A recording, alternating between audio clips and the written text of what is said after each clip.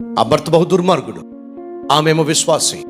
ఇంటికి వచ్చిన ప్రతిసారి భార్య ప్రార్థన చేస్తున్నా, బైబుల్ చదువుతున్నా, భయంకరంగా తన్నేవాడు, కొట్టేవాడు, త్రాగుబోతాడు. నేను ఎంత తిట్టినా కొట్టినా ఇది ఇంకా ప్రార్థన చేస్తుంది ఏమిటి, ఓపికతో సహనంతో తన విశ్వాసాన్ని కొనసాగిస్తుంది ఏమిటి, దానికి ఒక ఫుల్ స్టాప్ పెట్టాల్సిందని చెప్పి ఒకరోజు ఏం చేశాడో తెలుసా? తన చేతికున్న ఉంగరాన్ని తన భార్యకి ఇచ్చాడు. నువ్వు బీరువాలో పెట్టో అని చెప్పి అన్నాడు. ఆ భార్య వెళ్ళి బీరువాలో పెట్టింది, తన చేత్తోనే పెట్టింది. తాగి వచ్చిన ఆ భర్త ఏం చేశాడో తెలుసా? భార్యకు తెలియకుండా ఆ ఉంగరాన్ని తీసుకెళ్ళిపోయాడు. భార్యకు తెలియకుండా ఉంగరాన్ని బయటికి తీసుకెళ్ళిపోయి గోదావరి నదిలో ఉంగరం పడేశాడు. 1 డే అయిపోయింది. నెక్స్ట్ డే ఇంటికి వచ్చాడు. తనకున్న ఆలోచన ఏమిటో తెలుసా? భార్యను అడగబోతున్నాడు. ఏమని తెలుసా? ఆ ఉంగరం పట్రా. ఉంగరం ఎక్కడ తీసుకొస్తుంది పాపం? ఆ ఉంగరం గోదావరిలో పడేశాడు. భర్త తాగి వచ్చి భార్యతో అంటున్నాడు, పట్రావే, ఆ ఉంగరం పట్రా. వెళ్ళింది, బీరువా తెరిచింది, భర్త దగ్గరకు నెమ్మదిగా ఉంగరాన్ని తీసుకొచ్చి ఇచ్చింది. ఆ భర్త గజగజ గజగజ వణిగిపోతున్నాడు.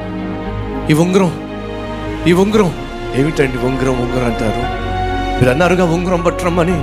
ఆ ఉంగరం నీకెలా వచ్చింది? నా దేవుడు సర్వశక్తి గలవాడు అని చెప్పి. అదే అర్థమైంది, నీ దేవుడు సర్వశక్తి గలవాడు అని అర్థమైంది. మీకేం అర్థమైందండి? నేను చేసిన దేవుడు తర్వాత చెప్తా కానీ అసలు ఈ ఉంగరం ఎలా వచ్చిందో చెప్పు. ఏం లేదండి, నువ్వు చేపలు అంటే ఇష్టంగా, కాబట్టి చేపలు వాడు చేపలో అని చెప్పి వీధిలో అరుచుకుంటూ వెళ్తుంటే నేను 4 చేపలు కొన్నానండి, పెద్ద చేపలు. ఆ చేపల కూర మీకు చేయాలని చెప్పి చక్కగా చేపల్ని శుభ్రం చేసి ఆ చేపలను కట్ చేస్తూ ఉంటే ఒక చేప పొట్టలో ఈ ఉంగరం దొరికిందండి. ఇదేమిటి, నా భర్త ఉంగరం చేప పొట్టలో ఉందేమిటి అని చెప్పి నేను గబగబా వెళ్ళి బీరువా తెరిస్తే అక్కడ ఉంగరం కనిపించలేదండి. అప్పుడు భర్త అంటున్నాడు, ఆ తర్వాత స్టోరీ నేను చెప్తా.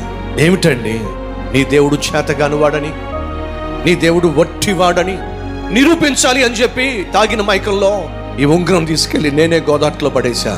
కానీ నీ దేవుడు ఎంత గొప్పవాడో తెలుసా? పడవేసిన ఉంగరాన్ని చేప నోటితో పట్టించి మన ఇంటికే పంపించాడు.